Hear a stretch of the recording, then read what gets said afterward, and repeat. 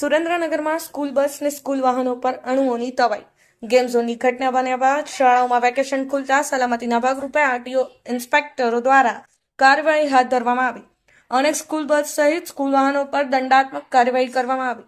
સુરેન્દ્રનગર જિલ્લામાં ગુરુવારે શાળા શરૂ થવાના પહેલા જ દિવસે આરટીઓની ટીમ દ્વારા ખાસ કરીને સ્કૂલની મોટી બસનું ચેકિંગ હાથ ધરીને 13 વાહનો નિયમ વિરુદ્ધની હોવાથી દંડાત્મક કાર્યવાહી કરી હતી. ત્યારે બીજી બાજુ શાળા સંચાલકોએ સ્કૂલ બસના આરટીઓ પાસિંગ માટે સમય માંગ્યો અને બીજી તરફ આરટીઓના આકરા નિયમોનું પાલન કરી રિક્ષા કે વાહન ચલાવવું તે વાહન ચાલકોને પોસાય તેમ નથી. ત્યારે વિદ્યાર્થીના હજારો માતા પિતા માટેના પ્રશ્નો એ બની ગયો કે બાળકને શાળાએ પહોંચાડવા કેવી રીતે. આરટીઓ, શાળા સંચાલકો, વાલીઓ અને રિક્ષા ચાલકો માટે સળગતો પ્રશ્ન બની ગયેલો.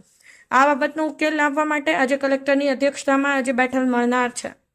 રાજકોટમાં ગેમ ઝોનની ઘટના બન્યા બાદ શાળાઓની ફાયર સેફટી અને નિયમોમાં સલામતીની અન્ય બાબતો અંગે વેકેશનમાં ચેકિંગ હાથ ધરાયું હતું.